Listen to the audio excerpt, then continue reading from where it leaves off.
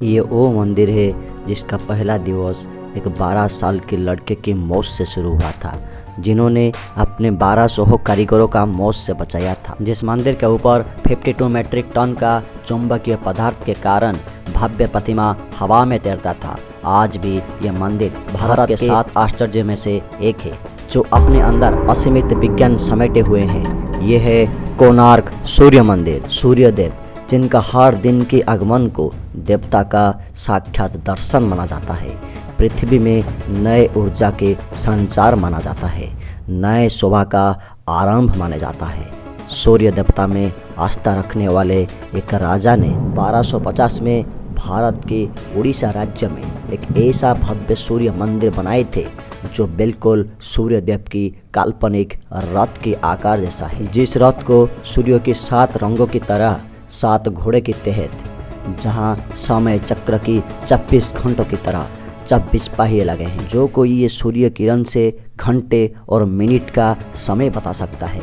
वो मंदिर को कैसा बनवाया गया था, क्यों आज तक वहाँ पूजा नहीं होता है, और वो 52 मीट्रिक टन चुंबकीय पदार्थ कहाँ गया, इस वीडियो में बताता हूँ कि यह मंदिर के निर्माण के कहानी से।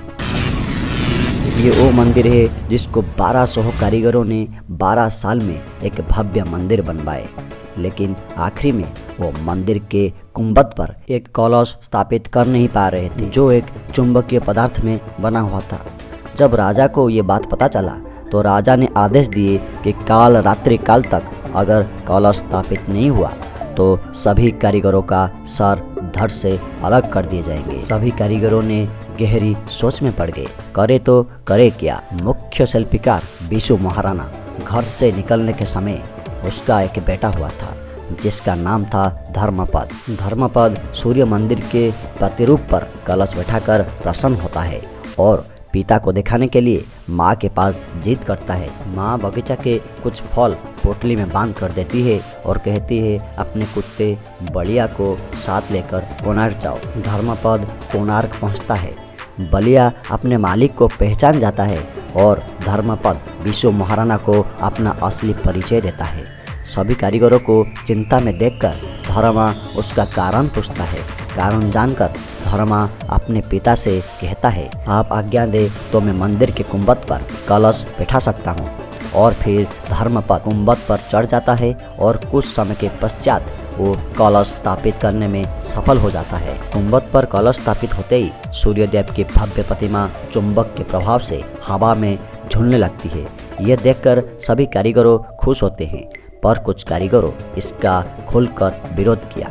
कहा कि काल जब राजा को पता चलेगा कि जो काम 1200 कारीगरों मिलकर नहीं कर पाए, आज वो काम एक 12 साल के लड़के ने कर दिखाया, तो राजा हम सबको मृत्यु दंड देंगे। ये बात सुनकर धर्मपद ने अपने पिता बिशु महाराणा को समझाया और गुंबद में चढ़ के नीचे समुद्र में कूद गया। अगले सुबह जब राजा नरसिंह देव देखे कि सूर्य देव के भव्य प्रतिमा को हवा में झूलता हुआ देखकर वो बहुत प्रसन्न हुए। राजा ने घोषणा किया कि मेघ शुक्ल सप्तमी के दिन मंदिर का प्राण प्रतिष्ठा संपन्न किया जाएगा। पर शिवेई सामंतराय ने कहा, राजन, तिथि तो अच्छा है, पर मंदिर के प्रतिष्ठा के लिए ये सही समय नहीं है। पर राजा ने अपने जिद में अड़े रहे और उसी तिथि में मंदिर का प्राण प्रतिष्ठा संपन्न हुआ। पर बहुत जल्दी ही इस मंदिर के कोई रहस्यमय घटना आने लगी, और जब राजा नरसिंह देव को जब ये पता चला कि इस मंदिर का पहला दिवस में एक 12 साल के लड़के के मौत से शुरू हुआ था, तभी इस मंदिर का पूजा को रोक दिया गया। कोई सालों तक यह मंदिर और इसका आसपास के इलाका घने जंगलों में परिवर्तित हो गए थे और सूर्यदेव की भव्य प्रतिमा घने जंगलों में कहीं छुप गया था। अंग्रेजों का शासनकाल में इस मंदिर का अवस्थित को पता लगाने पर उन्होंने ही इस मंदिर का पुनरुद्धार किया था, और आज उस भव्य मंदिर का केवल टूटा हुआ हिस्सा ही देख रहे हैं। उस टाइम इस मंदिर में पत्थर को जोड़ने के लिए कोई सीमेंट का यूज नहीं हुआ था। इस मंदिर में लगे 2 पत्थर को प्रत्येक पर एक लोहे का प्लेट लगाई गई थी। मंदिर के ऊपर 52 मीट्रिक टन का एक चुंबक लगाया गया था। उस चुंबक के कारण ही मंदिर में लगे पत्थर और लोहे की संतुलन बना हुआ था और सूर्य देव की प्रतिमा इस मैग्नेट के कारण शून्य में तैरता था उस मंदिर को ऐसा बनवाया गया था कि सूर्य की पहली किरण वहाँ आती थी। ये था इस मंदिर के निर्माण की कहानी। पर इस मंदिर में एक 52 मेट्रिक टन का एक चुंबकीय पदार्थ लगाया गया था जो कोणार्क से गुजरने वाली जहाज़ों को अपनी ओर खींच लेती थी। और कहा जाता है कि पुर्तगाल के व्यापारिक जहाज मंदिर के करीब से होके गुजरते थे, तब जहाज में रखे दिशा सूचक यंत्र काम नहीं करते थे और जहाज गलत दिशा में चली जाती थी। जब उस रहस्यमय चुंबक के बारे में पुर्तगालियों को पता चला तब उन्होंने मंदिर के टॉप से चुंबकीय पदार्थ को निकाल दिया और उसको निकालने के बाद मुख्य मंदिर पूरी तरफ से ध्वस्त हो चुका था और उस चुंबकीय पदार्थ को अपने साथ ले गए थे। कोणार्क शब्द दो शब्दों के मिलन से बना है। कोण मतलब किनारा और अर्क मतलब सूर्य, मतलब सूर्य का कोना। और इस मंदिर को हम कोणार्क के नाम में जानते हैं। इस मंदिर को 1243 से 1255 के बीच में करवाया गया था और 1200 कारीगर लगे थे।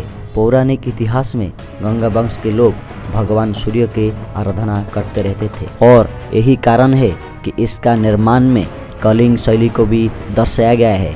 कलिंग शैली के कला में भगवान सूर्य को इस प्रकार के रथ पर विराजमान किया गया है जैसे कि खुद का खुद स्वर्गलोक से उतरकर धरती पर आ बैठे हो।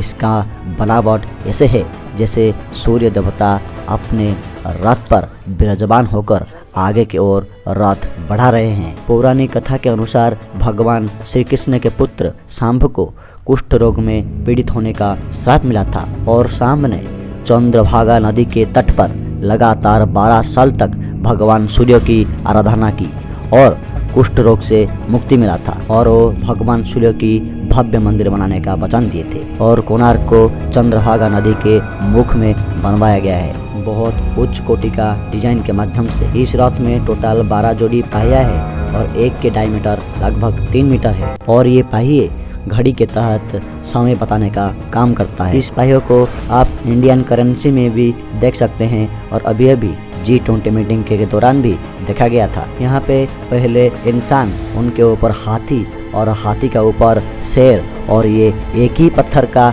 बनवाया गया डिजाइन है। हाथी दौलत मनी का प्रतीक है, शेर पावर का और इंसान अगर ईगो में आ जाता है तो वही हाल होता है। इसी मूर्तियों में बहुत कुछ पहले ज़माना का दर्शाया गया है जैसे सिंदूर लगाने वाला है, सैंडल पहनने हुए है महिला, इसमें राजस्थान की घूमर डांस, जिराफ है, नीचे वाला भाग बच्चों के लिए, फिर थोड़ा और ऊपर यंग के लिए और एडल्ट के लिए है और उसके ऊपर सब आध्यात्मिक के लिए कोणार्क मंदिर में बनवाया गया है।